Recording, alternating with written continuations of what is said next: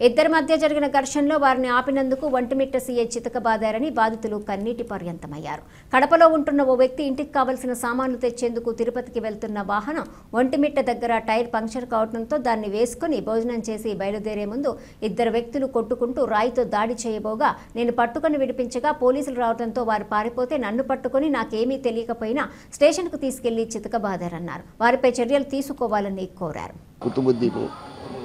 నేను కడపలో ఉంటా. కడపలో రియల్ ఎస్టేట్లో బ్రోకర్ పని చేసుకుంటా, కన్స్ట్రక్షన్లు చేసుకుంటా ఉంటాను. నేను తిరుపతికి పోతా ఉన్నా. ఇంటీరియల్ పని, ఇంటీరియల్ సామాన్లు కోసం పోతా అంటే బండి పంచర్ పడింది. ఒంటిమిట్టలో పంచర్ వేసుకొని అన్నం తిని బయలుదేరుదాంలే అని హరిత హోటల్లోకి పోయినా ఉన్నాం. బండి నిలబెడదానే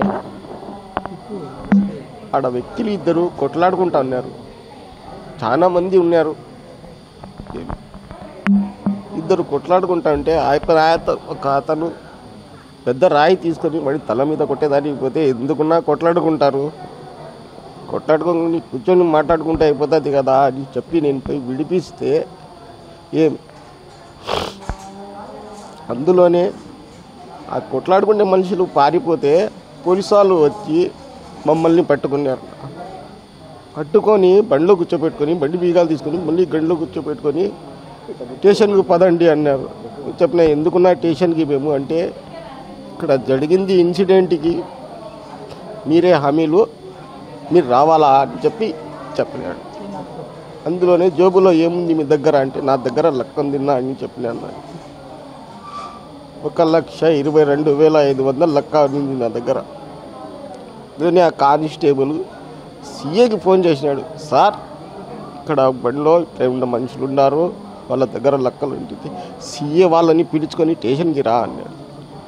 బండితో సహా పిలుచుకొని పోతా దావలో కానిస్టేబుల్ ఏం లేదు సార్, చిన్న ఫార్మాలిటీస్ కోసము ఒక సంతకం పెట్టిపోండి, అవసరం పడితే మీకు పిలుస్తాం మేము అన్నాడు. సరే సార్ అని పోయినాం. స్టేషన్ కాడికి పోతే మమ్మల్ని వెనకాల దావాలని పిలుచుకొని పోయి లోపల కూర్చోపెట్టేసినారు. కూర్చోపెట్టేసి మా దగ్గర ఉండేది ఫోను ఇల్లు అంతా లాక్కున్నారు సార్. లాక్కున్న తర్వాత ఆ పంచది చేసుకుంటే వాళ్ళు ఊరు మనుషులు లేరు, ఎవరు లేరు, మేమే ఉన్నాం స్టేషన్ లోపల. మమ్మల్ని కూర్చోపెట్టి నిలబెట్టి మళ్ళీ 1 గంట తర్వాత ఊరు వాళ్ళు వచ్చిన తర్వాత వాళ్ళ ముందే మీకేం పని రా కొడకల్లారా అని చెప్పి మమ్మల్ని దారుణంగా సీఏ ఒంటిమిట్ట సీఏ కొట్టినాడు. నేను చెప్పిన వైట్ పేపర్లో సంతకం చేయమంటే నేను చెయ్యను సార్ అంటే, లేదు చెయ్యాలను, చేయకపోతే ఎట్టని చెయ్యాలా, చిన్న ఫార్మాలిటీ అది అన్నాడు. సార్ మీరు ఏమన్నా దాని మీద రాస్తే నేను సంతకం పెడతా సార్, లేకపోతే నేను పెట్టను అంటే, కొడక నువ్వు పెట్టవు రా కొడక, నువ్వు నీ అమ్మ నీ నాన్న బూతులు తిట్టి ఫస్ట్ చేతుల మీద కొట్టినాడు సార్. చెప్తానే ఉన్నాం సార్, మేము ఇంకా అన్నం తినలే సార్, ఆకలేస్తుంది, కొట్టంది, తల తిరుగుతుంది సార్ అంటే మళ్ళీ తీసుకొని పోయి గోడకు తగిలిచ్చి కింద కూర్చోబెట్టి కొట్టడానికి కారణం ఆ పంచాయతీ వాళ్ళు ఊరు వాళ్ళు ఏమో నాకు తెలియదు, కానీ నా దగ్గర లెక్క ఉన్నింది, నా లెక్క తీసుకున్నారు సార్. ఆ లెక్క నేను అడిగినా సార్. కూర్చోపెట్టి ఇద్దరు కానిస్టేబుల్ నిలబడి కాళ్ళ మీద దారుణంగా కొడతా ఉంటే తల తిరుగుతాంది సార్ అంటే కూడా వదలడం లేదు సార్. అట్లా కొట్టినాడు సార్ మమ్మల్ని. మళ్ళీ చెప్తారు 8:45, 9 గంటలు మమ్మల్ని వదిలి రేపు పొద్దున మేము మళ్ళీ ఆధార్ కార్డు తీసుకొని రావాలా, మళ్ళీ మీకు ఉంది, మీకు 3 రోజులు ఇట్టి తిప్పుకొని కొడతా మిమ్మల్ని అంటున్నాడు సార్. ఆయన మేము ఏం చేసినామో ఆయన ముఖాలు కూడా మాకు తెలియదు సార్. సయ్యద్ కుత్బుద్దీన్ అనే వ్యక్తిని హరిత హోటల్ దగ్గర ఆగి భోజనానికి వెళ్తున్న సమయంలో అక్కడ ఎవరో ఇతనికి సంబంధం లేని వ్యక్తులు గొడవ పడుతుంటే ఇతను మానవతా దృక్పథంతో ఆ గొడవను ఆపడానికి ప్రయత్నించిన సమయంలో పోలీసులు రావడంతో వాళ్ళు పరిగెత్తి వెళ్ళిపోగా ఇతని సాక్షి నువ్వు ఇక్కడ గొడవ జరిగింది సాక్ష్యానికి రమ్మని అన్నట్లుగా అతని దగ్గరున్న కారు బీగాలు అవి తీసుకొని స్టేషన్కు పిలిపించి అతను మరియు అతని ఇద్దరు మిత్రులను ఇతని సయ్యద్ కుత్బుద్దీన్ అనే వ్యక్తి ఎటువంటి నేర చరిత్ర కానీ ఎటువంటి చిన్న ఒక స్టేషన్లో కంప్లైంట్ కానీ ఇంతవరకు లేదు. అతన్ని కనీసం ఏమైంది ఏమి అనేది విచారణ కూడా లేకుండా ఆ గొడవలో ఇతనికి సంబంధం ఉంది అని తనకు తాను డిసైడ్ అయ్యి జడ్జిమెంట్ తీసుకొని 3 గంటల సేపు సుమారుగా 3 గంటల నుంచి 4:30-5 వరకు అతన్ని అలుపెరగకుండా అతి దారుణంగా కొట్టడం జరిగింది.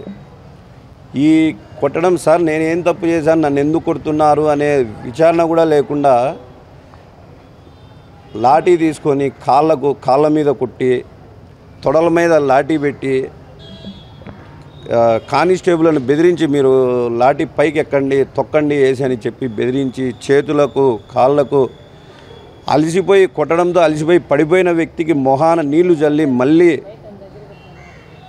మళ్ళీ లేపి మరీ కొట్టిన దారుణమైన వ్యక్తి ఒంటిమిట్ట సిఐ. చివరకు పై అధికారికి కాల్ చేసి చెప్తే అప్పుడు అతన్ని వదలడం జరిగింది. అతను మరియు ఇతని స్నేహితుల 2 వ్యక్తులను వదలడం జరిగింది. ఎటువంటి ఇన్వాల్వ్మెంట్ లేని ఇష్యూ అక్కడ. అతనేదో ఒక మానవతావాదిగా వాళ్ళు గొడవ పడదంటే ఎందుకు మాట్లాడుకోండి ఈ విధంగా ఎందుకు చేయడం అని చెప్పేసి అని ఇతను ఆగితే వీళ్ళు పోలీసు వాళ్ళు రావడం వాళ్ళు పరిగెత్తుతారు. తప్పు చేసిన వాడైతే వీడు పరిగెత్తుతాడు కదా అక్కడి నుంచి. సార్ మాకేం సంబంధం లేదు, సాక్ష్యానికి నూరా గొడవ జరిగినట్టని తీసుకెళ్ళి దారుణంగా ఈ విధంగా కొట్టడము చేయడం జరిగింది. ఈ విషయంలో మన ఎస్పీ గారు ఇక్కడ కడప జిల్లాలో ఆల్రెడీ పనిచేసిన వ్యక్తి. అతను చాలా మంచి వ్యక్తి, న్యాయం చేస్తాడు 100%. అతను ఎస్పీ గారి మీద మాకు ఆ నమ్మకం ఉంది. ఈ విషయాన్ని అయితే లోకేష్ అన్న దృష్టికి